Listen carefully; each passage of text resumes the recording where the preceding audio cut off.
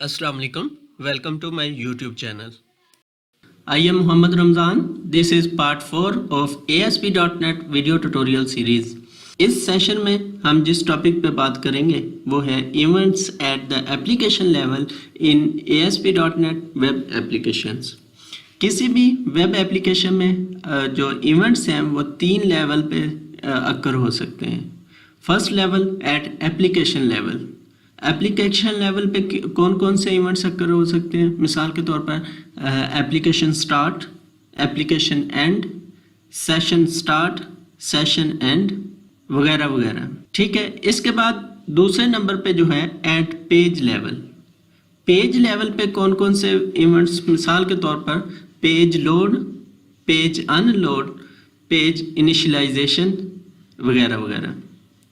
अब तीसरे नंबर पे है at control level. Control level मतलब इस पे कौन कौन से इवेंट्स अक्कर हो सकते हैं? मिसाल के तौर पर कोई बटन क्लिक हुआ तो इवेंट अक्कर होगा बटन क्लिक, या किसी ड्रॉप डाउन लिस्ट का टेक्स्ट चेंज हुआ या इंडेक्स चेंज हुआ तो तभी इवेंट अक्कर होगा। तो इस तरह के जो इवेंट्स हैं ये कंट्रोल लेवल के इवेंट्स होते हैं।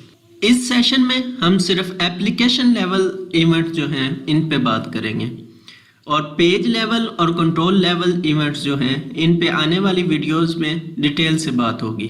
पार्ट 3 में हमने देखा था कि व्यू स्टेट वेरिएबल जो हैं जब पोस्ट बैक अक्कर होता है तो डाटा को महफूज करने के लिए यूज होते हैं। By default view state variables में जब कोई हम डाटा महफूज करते हैं तो वो किसी दूसरे वेब फॉर्म पे अवेलेबल नहीं होता। मिसाल के तौर पर हमारे पास 2 वेब फॉर्म्स हैं, वेब फॉर्म 1 और वेब फॉर्म 2। हमने वेब फॉर्म 1 पे एक व्यू स्टेट टाइप का वेरिएबल डिक्लेयर किया और उसमें डाटा को महफूज कर दिया। अब उसे वेब फॉर्म 2 पे एक्सेस करेंगे तो उसकी वैल्यू नल ही आएगी। अब मिसाल के तौर पर हमारे पास कोई सिचुएशन है कि हमने एक फॉर्म से दूसरे फॉर्म पे डाटा सेंड करना है, तो वो हम कैसे करेंगे? तो इसके लिए जो टेक्निक्स यूज़ होती हैं वो ये हैं कि फर्स्ट नंबर पे है क्यूरी स्ट्रिंग। हम क्यूरी स्ट्रिंग के मदद से URL में अपनी जो डाटा होगा वो सेंड कर सकते हैं। दूसरे नंबर पे कुकीज़, तीसरे नंबर पे सेशन स्टेट और चौथे नंबर पे है एप्लीकेशन स्टेट। आज हम सेशन स्टेट और एप्लीकेशन पे ही बात करेंगे। कुकीज़ और क्यूरी स्ट्रिंग पे आने वाली वीडियोज़ में डिटेल से बात होगी। तो अब सेशन स्टेट वेरिएबल्स जो होते हैं वो तमाम पेजेस, जितने भी एक एप्लीकेशन में पेजेस होंगे सब पे अवेलेबल होंगे, लेकिन सिंगल सेशन में।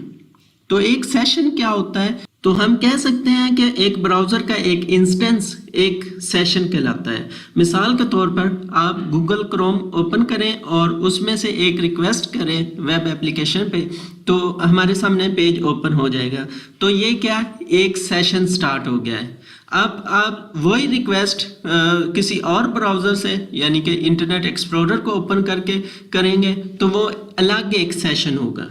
ठीक है, तो इस तरह से सेशन स्टेट वेरिएबल जो होते हैं वो तमाम पेजेस पे अवेलेबल होते हैं लेकिन सिंगल सेशन में। अब गूगल क्रोम के ज़रिए कोई हमने सेशन स्टार्ट किया है, उसके फर्स्ट पेज पे हम सेशन स्टेट कोई वेरिएबल यूज़ कर रहे हैं, उसकी वैल्यू अपडेट कर देते हैं। तो अब जितने भी एप्लीकेशन में पेज हैं सब पे जाके उसको उस वैल्यू को एक्सेस किया जा सकता है। और जो एप्लीकेशन स्टेट वेरिएबल्स होते हैं वो अवेलेबल होते हैं across all pages and across all sessions. जितने भी सेशन आपने स्टार्ट कर रखे हैं उन सब पे एप्लीकेशन स्टेट वेरिएबल्स को एक्सेस किया जा सकता है। तो इन शॉर्ट हम कह सकते हैं कि session state variables like single user global data and application state variables are like multi user global data. All sessions can read and write application state variables। मिसाल के तौर पर अब हम देखना चाहते हैं कि हमारी वेबसाइट पर कितने लोग ऑनलाइन हैं, तो हम सबके सेशन को काउंट कर लेंगे। तो सबके सेशंस कैसे काउंट होंगे वो हम एप्लीकेशन स्टेट वेरिएबल्स को यूज़ करेंगे। जैसे ही कोई नया सेशन स्टार्ट होगा तो हम एप्लीकेशन स्टेट वेरिएबल्स की एक वैल्यू इंक्रीमेंट कर देंगे और जब कोई सेशन एंड होगा तो हम डिक्रीमेंट कर देंगे। और करंट टाइम पे हम चेक करना चाहेंगे कि हमारे कितने जो यूज़र हैं वो ऑनलाइन हैं, तो हम उस वेरिएबल को कहीं भी बैठ के किसी भी सेशन में एक्सेस कर सकते हैं। तो session variables are like single user global data and application state variables are like multi user global data. In an ASP.NET web application, global.asax file contain the application level events.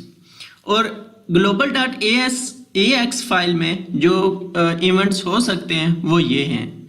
सबसे पहले है application_start। ये कब event fire होता है? जब कोई भी सेशन एक्टिव नहीं होता तो फर्स्ट टाइम कोई यूज़र आपकी एप्लीकेशन को विजिट करता है और रिक्वेस्ट भेजता है, तो एप्लीकेशन की जो लाइब्रेरी है .dll फाइल वो मेमोरी में लोड होती है।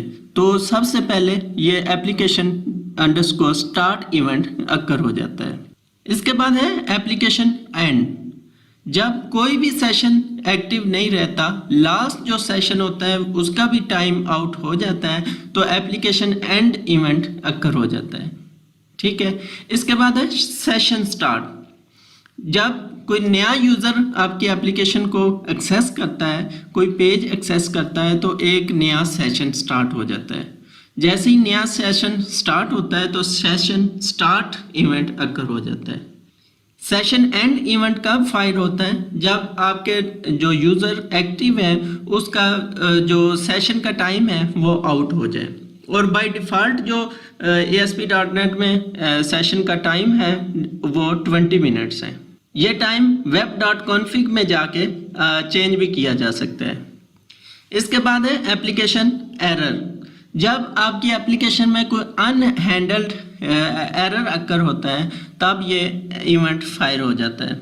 और ये हम यूज़ कर रहे होते हैं अपनी एप्लीकेशन के लॉग बनाने के लिए।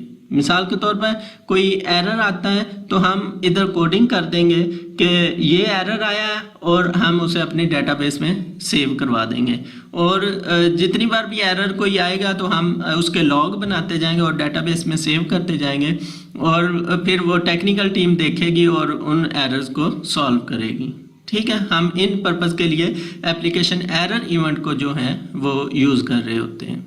तो ये एप्लीकेशन लेवल इवेंट्स हैं जो कि global.asax फाइल में अवेलेबल होते हैं। Application events are used to initialize data that need to be available to all the current sessions of the application, whereas session events are used to initialize data that need to be available only for a given individual session, but not between multiple sessions. तो अब इसके practically example देखते हैं। तो इधर देखेंगे तो ये global.asax फाइल की कोडिंग है जिसके अंदर एप्लीकेशन स्टार्ट जो इवेंट है इसके अंदर मैं एप्लीकेशन लेवल के वेरिएबल डिक्लेयर कर रहा हूँ। और इसका डिक्लेयर करने का ये तरीका होता है कि आप एप्लीकेशन और इसके अंदर आप अपने वेरिएबल का नेम लिखेंगे। ठीक है।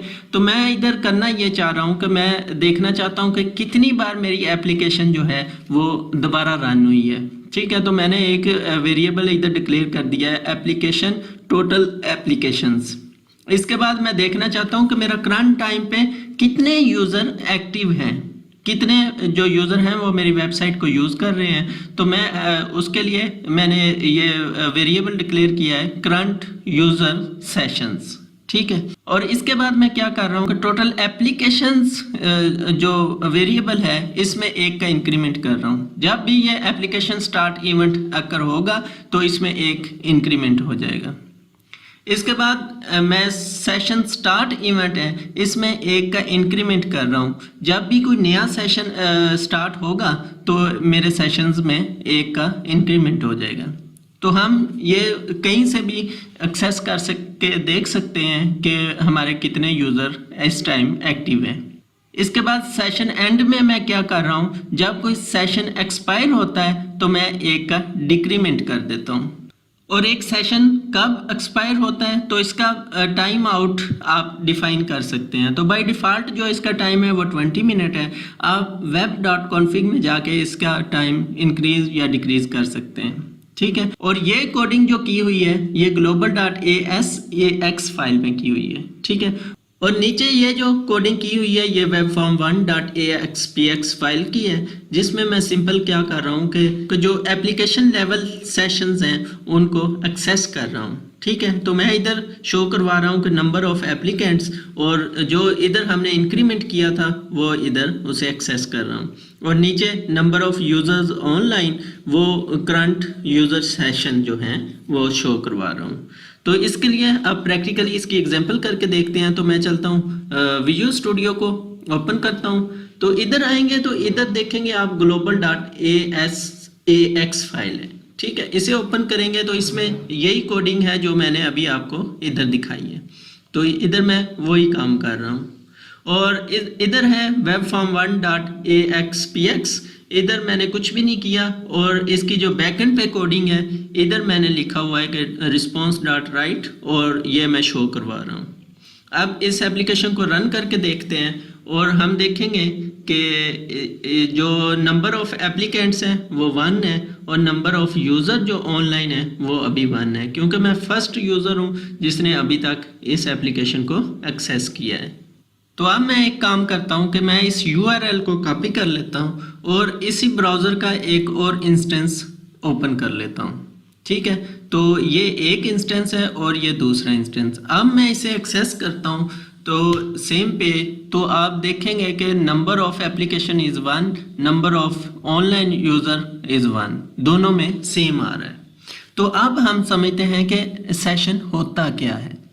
अब मैंने एक और इंस्टेंस इसका ओपन किया और रिक्वेस्ट भेजी, तो सेम ही हमें रिजल्ट मिला।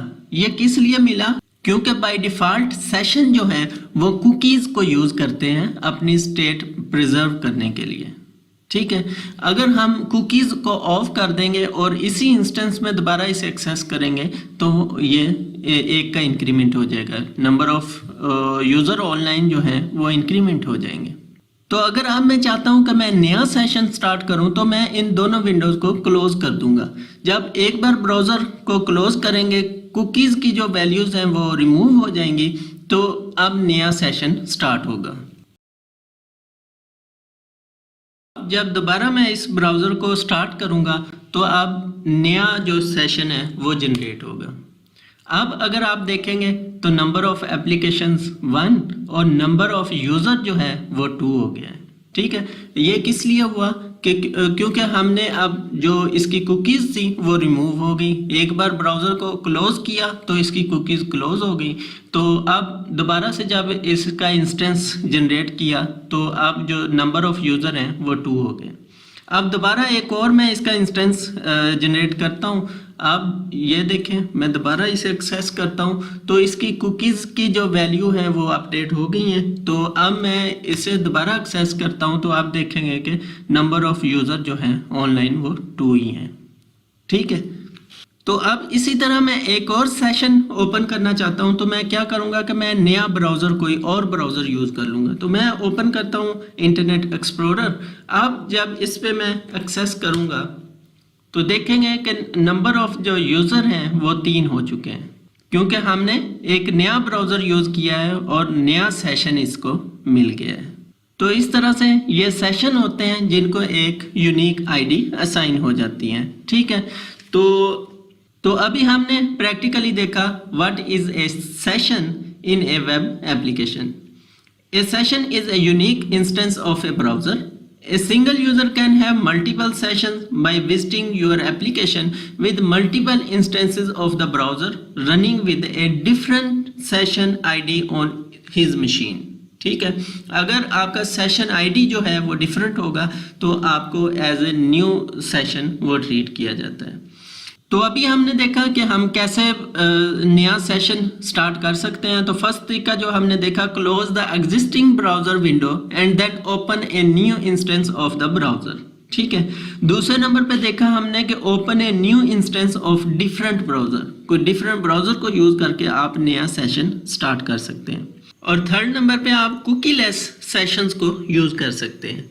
आप एप्लीकेशन को बता सकते हैं कि जो सेशन जनरेट होंगे वो कुकीज़ लेस होंगे, कुकीज़ को यूज़ ना करें। तो ऐसा करने के लिए web.config में जाके सेशन स्टेट जो है और उसकी जो कुकीज़ लेस है उसे ट्रू कर देंगे। तो इसको कुकीज़ लेस बनाने के लिए अपनी एप्लीकेशन को मैं दोबारा जाता हूँ। तो इधर मैं अपनी web.config को ओपन करता हूँ। तो इधर आप देखेंगे सेशन स्टेट जो है कुकीज लेस को अब मैं ट्रू कर दूंगा और अब दोबारा जब मैं रन करूंगा अपनी एप्लीकेशन को तो अब आप देखेंगे कि क्या होता है। अब ये लोड हो रहा है अभी। अब आप देखें कि इसने इसका जो सेशन की आईडी है वो जनरेट कर दी है। यूआरएल में देखें तो ये एक यूनिक सेशन आईडी जनरेट हो गई है। अब मैं क्या करता हूँ कि इस यूआरएल को ऐसे ही इसी जो सेशन आईडी समेत मैं कॉपी कर लेता हूँ और दोबारा से एक नया सेशन स्टार्ट करता हूँ और इसमें मैं कर देता हूँ इसको पेस्ट। जब मैं इसको इंटर करूँगा तो आप देखेंगे कि जो यूज़र हैं वो एक ही है, क्योंकि इसने ये सेम जो सेशन आईडी है इसको यूज़ किया है। अब वेब सर्वर यही समझ रहा है कि ये जो रिक्वेस्ट आई है वो सेम ब्राउज़र से आई है और सेम जो उसका सेशन है वो आईडी ये है। ठीक है, अब मैं क्या करता हूँ कि मैं इस यूआरएल को कॉपी करके इसकी जो आईडी है इसे रिमूव कर देता हूँ। तो मैं करता हूँ जो इसकी आईडी है इसको रिमूव कर दिया। अब मैं नई रिक्वेस्ट भेजता हूँ। मैं कह रहा हूँ कि लोकल होस्ट और जो ये पोर्ट नंबर है और इसका वेब पेज जो है webform1.aspx को मैं एक्सेस करने लगा हूँ। अब इसे कॉपी करके मैं एक नया सेशन स्टार्ट करता हूँ। अब इसे मैं दोबारा से एक्सेस करता हूँ तो आप देखेंगे कि ये नंबर ऑफ यूज़र जो हैं ऑनलाइन वो 2 हो गए हैं। अब मैं जो इसकी आईडी है वो आप मैच करें तो ये डिफरेंट है। ठीक है, अब आप इसे देखेंगे और इसे देखेंगे तो ये डिफरेंट है। अब मैंने क्या किया हुआ है, अपनी एप्लीकेशन को कुकी लेस बना दिया है और जब भी कोई रिक्वेस्ट आती है तो वो नई उसे सेशन आईडी जनरेट कर देता है। तो आपने यूज़ किया सेशन स्टेट जो इसमें है एट्रीब्यूट कुकी लेस, उसे ट्रू कर दिया। ठीक है, तो आज हमने जो देखा वो ये है कि सेशंस क्या होते हैं और एप्लीकेशन लेवल जो सेशंस हैं वो क्या होते हैं। ठीक है, अब तक के लिए इतना ही था। मिलते हैं नेक्स्ट वीडियो में। अल्लाह हाफिज़।